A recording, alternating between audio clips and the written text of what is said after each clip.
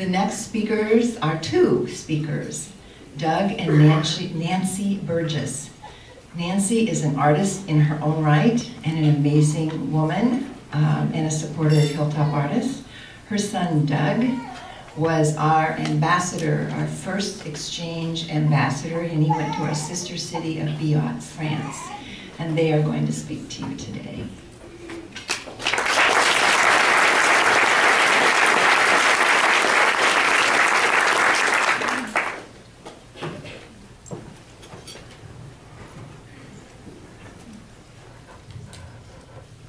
Good afternoon. Thank you for inviting us here today.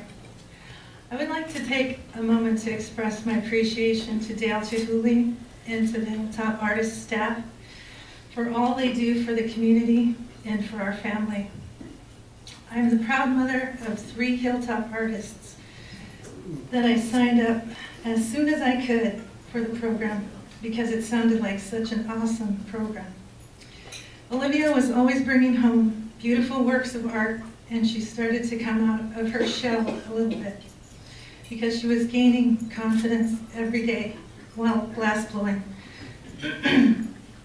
I love being in the hot shop. It's so inspiring watching all the creativity in progress and seeing the finished pieces. So, after a whole year of anticipation, watching my sister bring home all this wonderful glass, I finally get to see what all the fuss is about. So in the 7th grade, entering the class, one of the first things we learned to do was gather. Now, this isn't as fun as you'd think it'd be. Gathering actually, starting out I was a little bit afraid to gather because, it's a little hot, I'll be honest.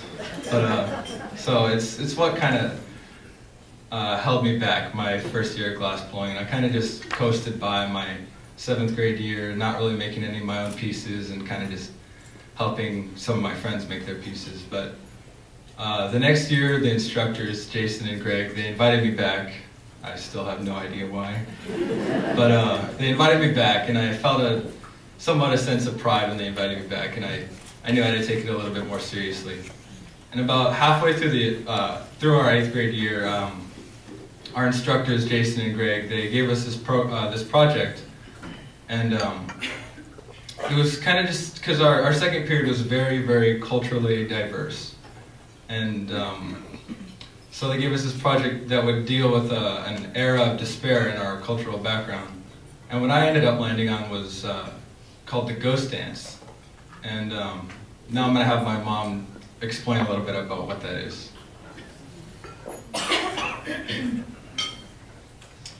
First of all, I thought this was a great project for Doug because it made him more culturally aware of his heritage, good and bad. And so the story goes, in the late 1800s, Native Americans were suffering under extreme and violent repression. They were in desperate need of some sort of beacon of hope. And so a Paiute man named Wovoka had a dream on January 1st, 1889 about a dance that if you performed it properly, the old world would return to the way it used to be. The shirt were supposed to be impenetrable to their enemies' bullets in the dream. This is the project my son chose to create in glass. So, after spending weeks and weeks on, putting into this project, I found myself fully committed to glass blowing in the 8th grade. And this project, what I think single-handedly landed me a spot on the production team. And so I've been on production since the summer after my 8th grade year, and now I'm a senior at Lincoln High School.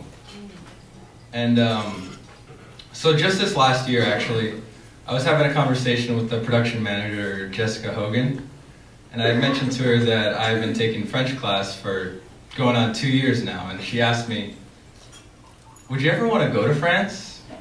Let's be honest, who doesn't want to go to France?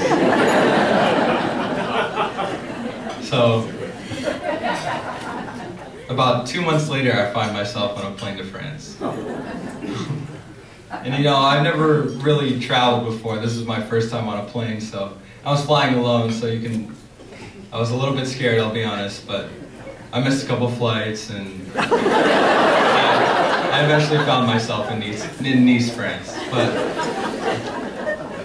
I remember one of the first things I found when I got off into the terminal was it was a billboard of a man, Antoine Perini, and he was forming his glass, and Antoine was the man I'd be staying with.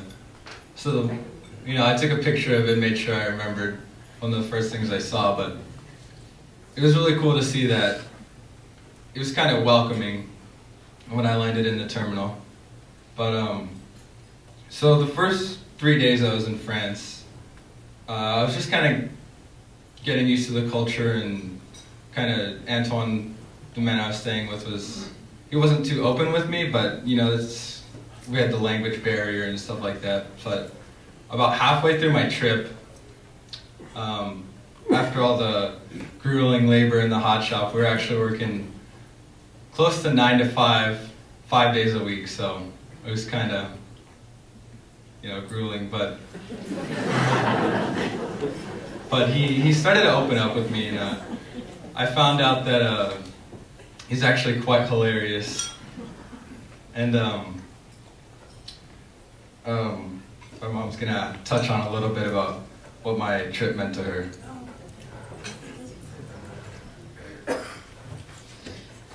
Okay. When we first heard that Doug was chosen to be the 20th anniversary Youth Glass Ambassador, it took a while to sink in. So far, it is one of the most special moments in our family. He has always had a passion for art. I guess that's why he was given the Haida name Creative Hands when he was just 8.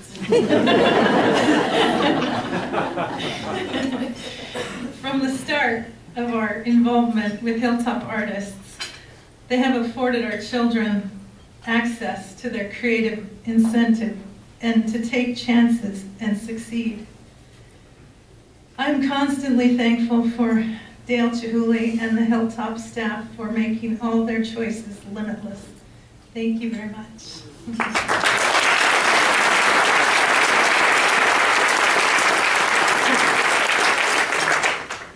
So, towards the end of my trip, I began to think to myself, you know, I began to think about the opportunities I've been given, and actually sitting there in my own bed in France, just kind of taking it all in. I realized to myself, you know, I'm sitting here in France, and I could see myself having a future in this field, and so can any of you tell me the name of this little event we have here? Better Futures. Yeah, it's called the Better Futures Luncheon. Now, can anyone else tell me what Hilltop Artists has given me? That's correct. A better future. So now, me and my mom would like to thank each and every one of you for coming out here and donating your time and money to us in the program. Thank you very much.